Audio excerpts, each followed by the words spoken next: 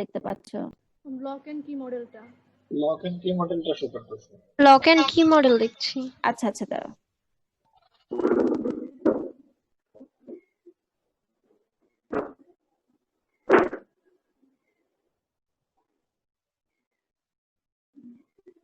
দেখো আমি আবার দিচ্ছি।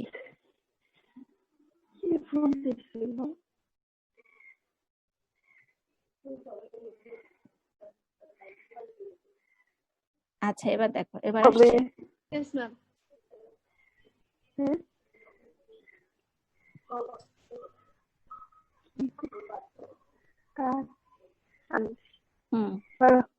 হ্যাঁ এবার দেখো, এই যে এই রিঅ্যাকশনটার কথা আমি রিঅ্যাকশন স্টেপস এর কথা আমি বলছিলাম, যেখানে এনজাইম এবং সাবস্ট্রেট যুক্ত থাকে, রিঅ্যাকশনের মাধ্যমে এনজাইম সাবস্ট্রেট রিঅ্যাকশন তৈরি হয়। এখানেই তোমার হচ্ছে যে এইটা রিঅ্যাকশন, যেটা থেকে যারা আনমিউট করা আছে তারা মিউট করে না, অন্যান্য নয়েজ আসছে। তো এখানে এনজাইম এবং সাবস্ট্রেট কিন্তু আবার ডিসোসিয়েট হয়ে যেতে পারে। এনজাইম এবং সাবস্ট্রেট কমপ্লেক্স থেকে এনজাইম এবং সাবস্ট্রেট, ফ্রি এনজাইম এবং ফ্রি সাবস্ট্রেট তৈরি হতে পারে, ঠিক আছে। তারপরে এনজাইম এবং সাবস্ট্রেট এটা হচ্ছে অ্যাক্টিভ স্টেজের কথা এখানে বলা আছে এটা, এবং সেটা কি পরবর্তীতে এনজাইম এবং প্রোডাক্ট হচ্ছে যে তৈরি হচ্ছে, এবং এই এনজাইম এবং প্রোডাক্ট তৈরি হওয়ার সঙ্গে সঙ্গেই এটা হলো যে তোমার এনজাইম এবং ফ্রি প্রোডাক্ট তৈরি হয়, ঠিক আছে।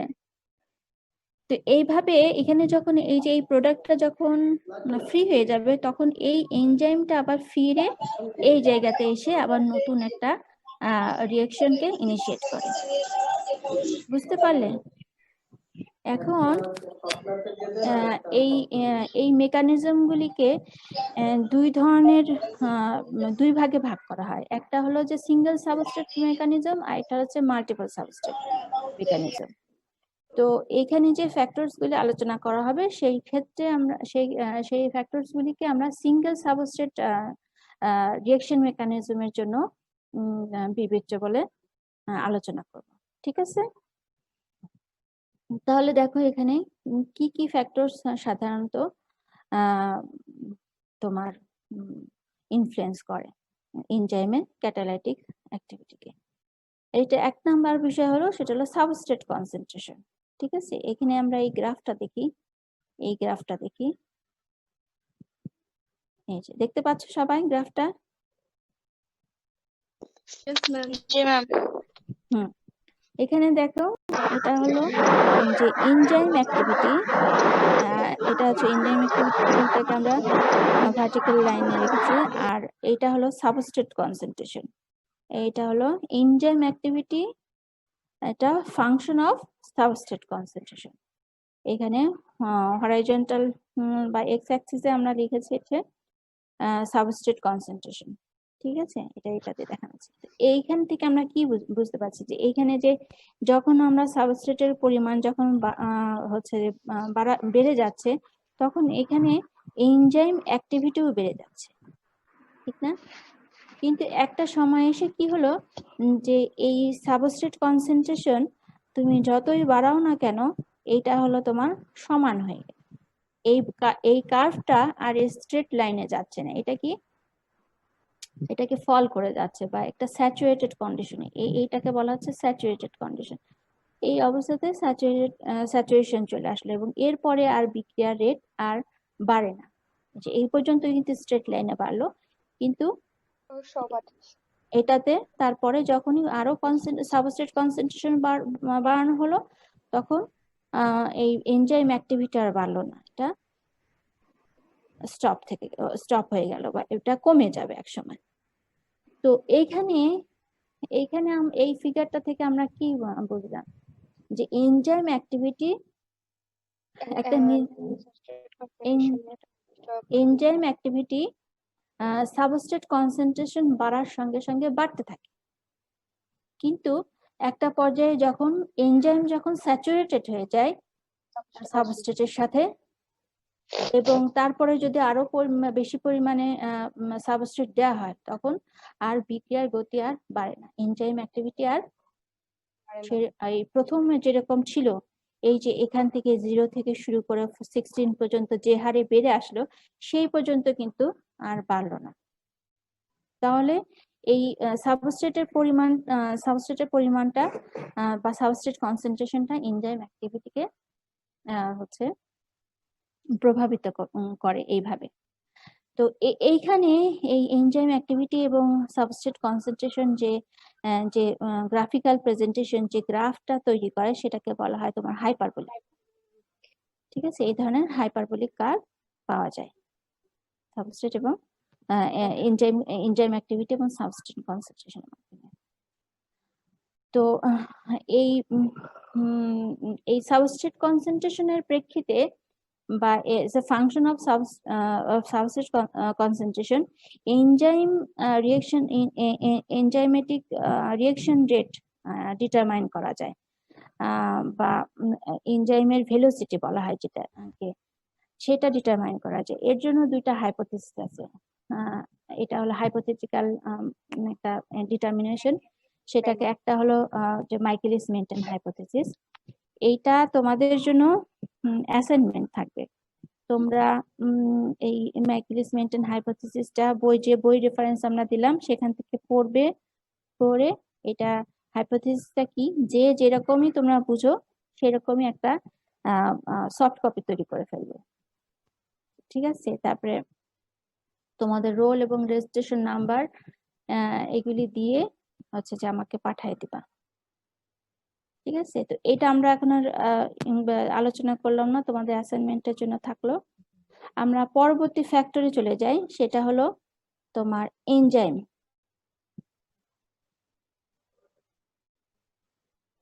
কনসেন্ট্রেশন।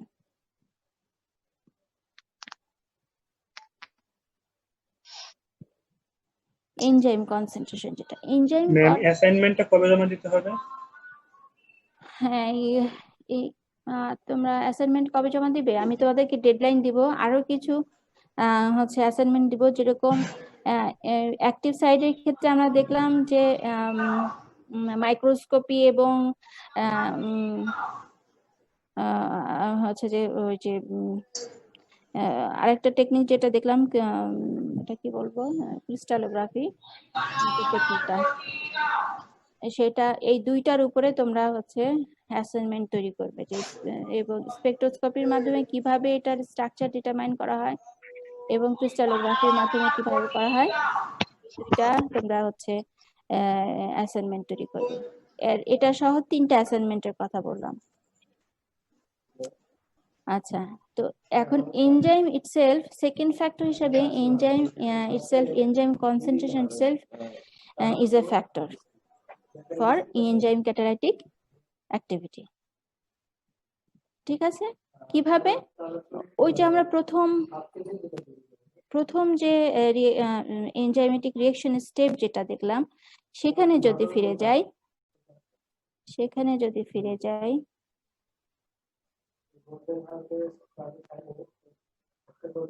এইখানে যদি আসি, এই রিঅ্যাকশনটার ক্ষেত্রে যদি রিঅ্যাকশন স্টেপস এগুলো যদি দেখি, তাহলে কি এই এনজাইমটা যতক্ষণ পর্যন্ত এনজাইম সাবস্ট্রেট অথবা এনজাইম প্রোডাক্টের সাথে তোমার আটকানো থাকবে বা এনগেজ থাকবে, ততক্ষণ পর্যন্ত আর নতুন কোনো এনজাইম এখানে কাজ করার জন্য থাকবে না। সুতরাং এটা হচ্ছে তোমার ফ্রি এনজাইম কনসেন্ট্রেশনের উপরে নির্ভর করে এই রিঅ্যাকশনটা। ফ্রি এনজাইম রিঅ্যাকশন যতক্ষণ পর্যন্ত থাকবে, ফ্রি এনজাইমের কন্টেন্ট, ফ্রি এনজাইম যতক্ষণ পর্যন্ত থাকবে রিঅ্যাকশনে, ততক্ষণ পর্যন্ত এই রিঅ্যাকশন রেটটা চলতে থাকবে। এবং তুমি যদি এই এনজাইমের পরিমাণ বা এনজাইম কনসেন্ট্রেশন যদি বাড়ায় দাও, তাহলে পরে অবশ্যই তোমার যেহেতু এনজাইম এখানে বেশি, তাহলে বিক্রিয়ার গতিও বেড়ে যাবে, সে বেশি পরিমাণের সাবস্ট্রেটকে প্রোডাক্টে পরিণত করবে। যেটা এই বিষয়টা যেটা কিনা তোমার এই গ্রাফের মাধ্যমে এখানে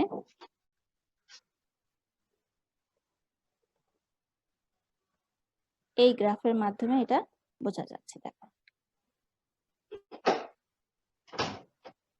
ম্যাম, একটা এনজাইম কি অনেকগুলো সাবস্ট্রেট কি একসাথে প্রোডাক্টে পরিণত করতে পারে? না, একটা এনজাইম ওই যে সেটাই বললাম যে সিঙ্গেল সাবস্ট্রেট আর হচ্ছে মাল্টিপল সাবস্ট্রেট। তো এই যে ফ্যাক্টরগুলি আমরা এখানে দেখছি সেখানে বিবেচনা করে নিতে হবে যে একটা এনজাইম একটা সাবস্ট্রেটের জন্য। ওকে ঠিক আছে, ওকে ম্যাম। তাহলে এখানে কি দেখছি যে এটা এনজাইম অ্যাক্টিভিটি আর এটা হলো এনজাইম কনসেন্ট্রেশন। এই ক্ষেত্রে কিন্তু তোমার এই গ্রাফটা কিন্তু স্ট্রেট লাইন কার্ভ। তার মানে কি যে এনজাইম কনসেন্ট্রেশন তুমি যত বাড়াবে এনজাইম অ্যাক্টিভিটি এখানে ততই বাড়তে থাকবে। বুঝতে পেরেছো?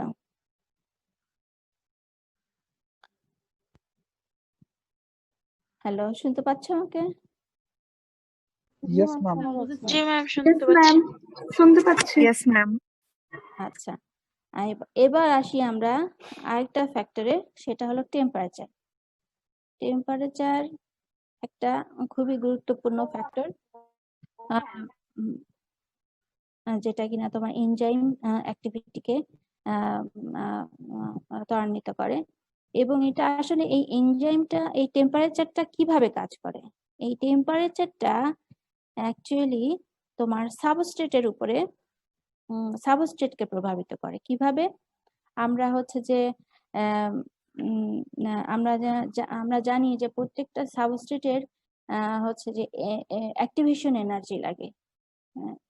যে অ্যাক্টিভেশন এনার্জি যার যত কম সেই সাবস্ট্রেটটা খুব দ্রুত প্রোডাক্টে পরিণত হতে পারবে। তো এইখানে এবং এই অ্যাক্টিভেশন এনার্জিটাকে গেইন করার জন্য অনেক সময় তোমার অ্যাভেলেবেল এনার্জির সাহায্য নিতে হয়, যেটা হচ্ছে তোমার এটিপি সাহায্য নিতে হয়। এবং আমরা যে ফিজিক্যাল যে সমস্ত রিঅ্যাকশন গুলি দেখি সেখানে আমরা এই যে অ্যাক্টিভেশন এনার্জির জন্য যে হিট ব্যবহার করি, ঠিক আছে না? তো এই ক্ষেত্রে এনজাইমেটিক রিঅ্যাকশনের ক্ষেত্রেও দেখা যায় যে আমরা যদি হিট দেই তাহলে পরে এই সাবস্ট্রেট গুলির অ্যাক্টিভেশন এনার্জি রিকোয়ারমেন্টটা কমে আসে এবং তারা খুব দ্রুত তোমার এনজাইমের সাথে। আবার এই একইভাবে প্রত্যেকটা এনজাইমের নির্দিষ্ট টেম্পারেচার পয়েন্ট আছে যেখানে এসে এনজাইমটা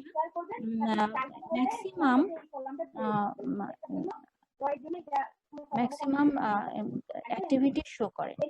তো এই ধরনের এই যে পয়েন্টে বা যে টেম্পারেচার পয়েন্টে এসে একটা এনজাইম তার রিঅ্যাকশন রেটের ম্যাক্সিমাম শো করতে পারে, সেটাকে বলা হয় তোমার অপটিমাম টেম্পারেচার। এবং এখানে তোমাদেরকে আমি এখানে দেখাবো একটা লাইন, আমি তোমাদেরকে পড়ে শোনাবো, কারণ এইটা আমাদের পরবর্তীতে দরকার হবে আবার। এই যে এখানে দেখো এটা লেখা আছে at the optimum temperature।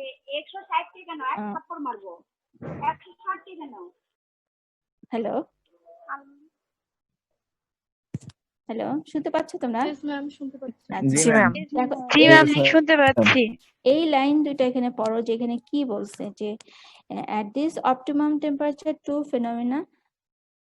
these two phenomena are in equilibrium। তার মানে কি এনজাইম রিঅ্যাকশন রেট এবং তোমার হচ্ছে যে তোমার হচ্ছে যে সাবস্ট্রেটের হচ্ছে যে তোমার প্রোডাক্টে কনভার্ট হওয়া, এইটা হচ্ছে যে তোমার আর ইয়েতে থাকবে, ইকুইলিব্রিয়াম পজিশনে থাকবে, এবং এটাকে বলা হচ্ছে অপটিমাম টেম্পারেচার। এবং এই অপটিমাম টেম্পারেচারটাকে বলা হচ্ছে যে এটাকে ডেফিনেশন হিসেবে বলা হয় at which the greatest amount of substance change in unit time। এখানে বলছে একটা নির্দিষ্ট সময় হিসাবে, একটা নির্দিষ্ট ইউনিট, হয়তো যেটা হতে পারে সেকেন্ড অথবা মিনিট অথবা আওয়ার, এইভাবে একটা ইউনিট টাইমের মাধ্যমে যে ম্যাক্সিমাম সাবস্টেন্সকে তার প্রোডাক্টে পরিণত করতে পারে, সেই টেম্পারেচারটাকে বলা হচ্ছে অপটিমাম টেম্পারেচার। যেখানে তোমার এই তার মানে কি যে এই পয়েন্টে এই টেম্পারেচারে তোমার হচ্ছে রিঅ্যাকশন রেট সবচেয়ে বেশি, কারণ হলো যে এনজাইমটা সবচেয়ে বেশি অ্যাক্টিভ, এই টেম্পারেচারে সে সবচেয়ে বেশি কাজ করতে পারে।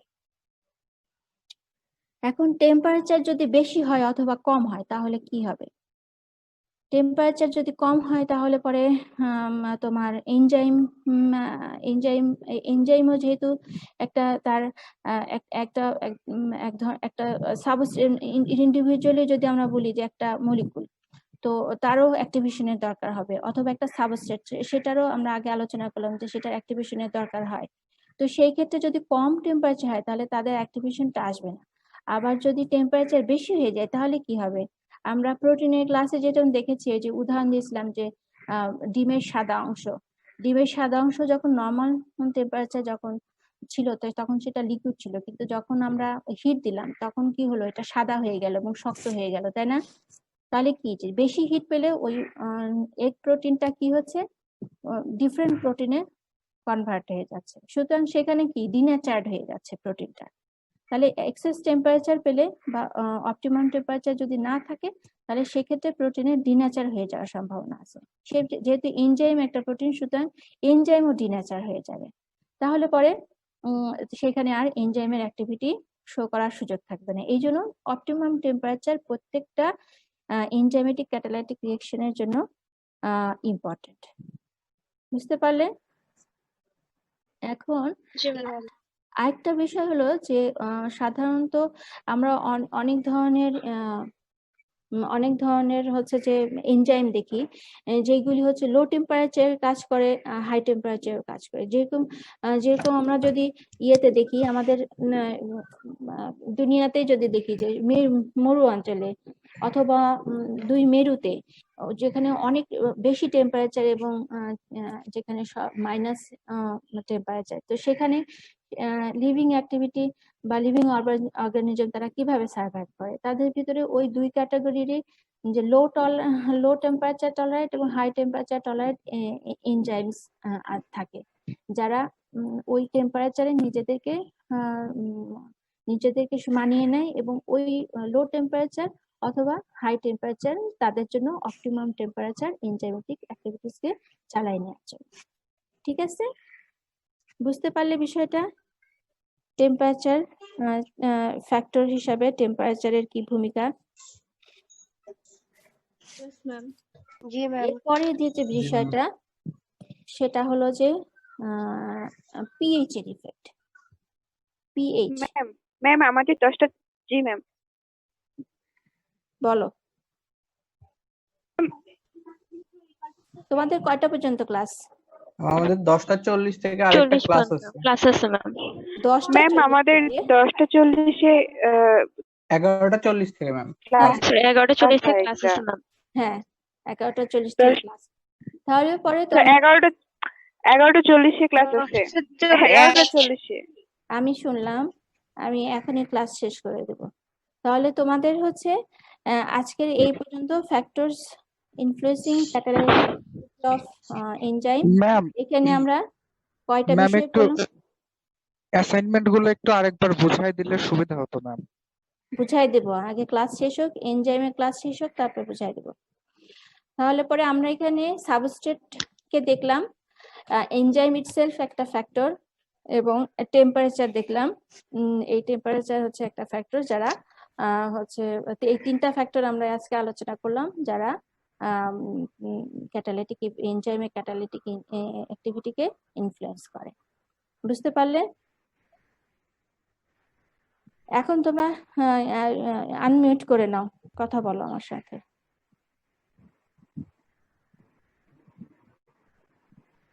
আমি স্লাইড শেয়ারিং বন্ধ করে দিলাম। ম্যাম অ্যাসাইনমেন্ট ক্রিস্টালোগ্রাফি আর একটা কি ছিল? আর আমি তোমার তিনটায় বললাম, এটা হচ্ছে আমরা যে হচ্ছে ইয়ে করব, যেদিনকে আমাদের ক্লাস শেষ হবে, এনজাইমের ক্লাস শেষ হবে, সেদিনকে আমরা ডিটেলস আরো আলোচনা করব। ঠিক আছে? এনজাইম। জি ম্যাম। জি ম্যাম। জি ম্যাম। গ্রুপে যদি একটু পোস্ট করে দিতেন তাহলে খুব ভালো হতো। বুঝলাম না, কি বললে? মানে অ্যাসাইনমেন্ট গুলো যদি গ্রুপে একটু পোস্ট করে ক্লাস দিতে। শেষ করে বলছে, এনজাইমের ক্লাস শেষ হলে শেষ হলে তো তারপর দিবে। হুম, এনজাইমের ক্লাস শেষ হয়নি, তারপরে সবাইকে গ্রুপ করে দেবো, অ্যাসাইনমেন্ট দেবো, এবং অন্যান্য যে ভিটামিন সামনে যে চ্যাপ্টার আছে সেটার থেকেও অ্যাসাইনমেন্ট দিয়ে দেবো। ঠিক আছে? আচ্ছা ম্যাম।